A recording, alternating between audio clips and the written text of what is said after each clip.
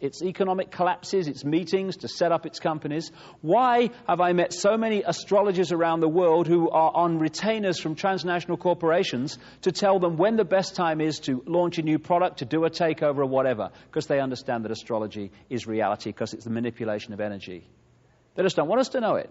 And of course, Christianity and other religions have been used to destroy the credibility of astrology and these other esoteric concepts, which has created a position of enormous irony.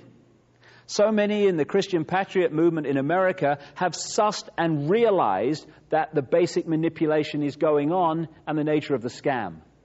But they have been persuaded that the way to bring an end to the scam is the devil incarnate and the Antichrist. So they've identified the prison, but they won't go through the door to get out of it. So we are beings that come into physical incarnation, and we are trying to balance these various pressures and energies and manifest a balanced whole. So incredible challenge in this dense physical world, and we need to be kind to ourselves that this is happening, because so often the challenges that we get are really, really extreme, especially now as this change unfolds. We need to be kind to ourselves, because this is not an easy place to live and to evolve because of the pressures we're being asked to balance. But the evolutionary spiral is so simple. Someone said to me once, that evolution is like going round a mountain. You keep facing the same view, but you see it completely differently, from a completely different angle. So down here in the evolutionary spiral, you'll have an experience, and you'll say, it was his fault, it's your fault that I'm in trouble, and how dare you. And then as you evolve, you face exactly the same experience, but then you say, why have I created this? What does it say about me? What is there to learn? Okay, got it, evolve. Same experience, different perception, higher level of evolution. Now, we are at the point, I've mentioned a number of times in these last few hours, where we're at the end of a 26,000-year cycle. As I travel the world, it's obvious that there's an awakening going on, and again, the science is starting to identify it.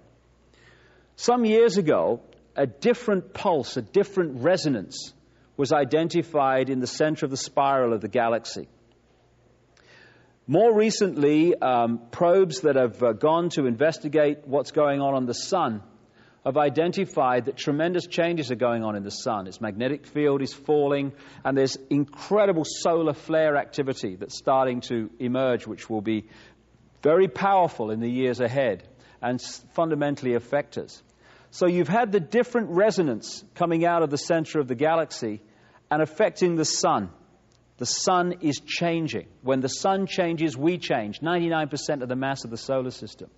It's now very demonstrably been identified as being passed on to the Earth. Tremendous changes are happening in the Earth's field. Magnetics are falling. Many phenomena are unfolding as a result of this changing frequency that's come out of the galaxy. And open-minded research has also identified how the Earth connects into the human form. The resonant frequency of the Earth comes in at the heart chakra point, the love point. And from there it goes to the brain, and the brain transmits it to every cell in the body. So when you follow this sequence, this is why people are waking up at this time in increasingly vast numbers. The frequency changes the center of the galaxy. It comes to the sun, the center of this solar system. Brings about change there. From there it goes out to the planets of the solar system, to the Earth. The Earth manifests its changes. We live in the Earth's field. It affects humanity. And now this rising frequency, this changing energy field, is starting to dramatically change life on Earth, and we've seen nothing yet. If we shut down the heart, or if we get into the intellect, which follows the kind of intellectual programming instead of following the intuition of the heart, then we can switch off this connection with the cosmos. this connection through this sequence out into infinity, when the head shuts down and shuts down the heart. And that has been the process of the education system and other institutions. It's been to get people to close their heart down and get stuck, imprisoned in the head. Therefore, we switch off the cosmos and live in the eggshell. We keep coming back to the same thing. People like Greg Braden and others have started to focus on this particular image. Back in 1899, something was identified called Schumann cavity resonance. What it was the heartbeat, the frequency beat of the Earth. From the time of its discovery, 1899, to 1986, this heartbeat frequency was a constant 7 cycles, 7.8 hertz a second. Constant. Boom, boom, boom, boom. From 1986 onwards, it started to rise dramatically. Just when people started to wake up in increasing numbers. It's gone through 9. Apparently, the last I heard, it was gone through 10 cycles. And the projection is that by 2012, which is the point the Maya say in their calendar, and so many other calendars point to the same period, that the jump will be made from this cycle of human evolution into the next one as the 26,000-year cycle comes to an end and we enter the start of the next one. At the same time that this resonant frequency of the Earth, boom, boom, boom, boom, is getting quicker, and therefore affecting us, coming in through the heart for those that are open and resonate in our bodies increasingly and changing our minds and our perception of life, the magnetics of the planet are also dropping, like they are on the sun, very dramatically. 2,000 years ago was the peak of this cycle when the Earth's magnetic field was at its most powerful. It's been falling ever since, and it falls exponentially. The quicker it falls, the more it falls.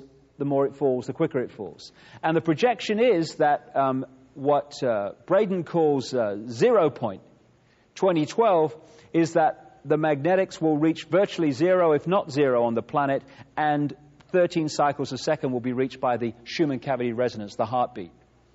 Now, one thing's for sure, at that time, the Price is Right ain't going to be on the telly. Because this world is going to be very, very different by then. And this is what we're heading for now. Now, the reason this brotherhood have focused on the millennium rather than this real point of change, because we have the millennium because of the Gregorian calendar, which came out of the Vatican, they are trying to do a situation through the microchipping whereby we are held back artificially from making this leap of consciousness into a totally different state of being. Why is the magnetics of the planet falling? Very simple.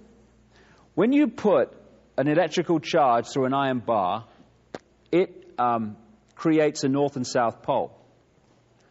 When you put the charge the other way, the poles magnetically flip.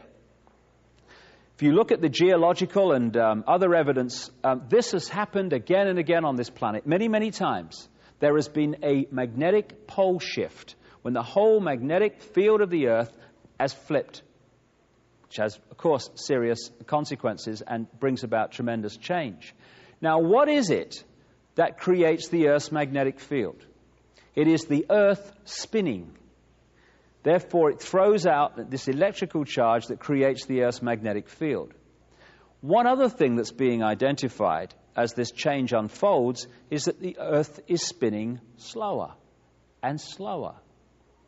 As it does so, the power of the magnetic field that it creates is getting less and less powerful.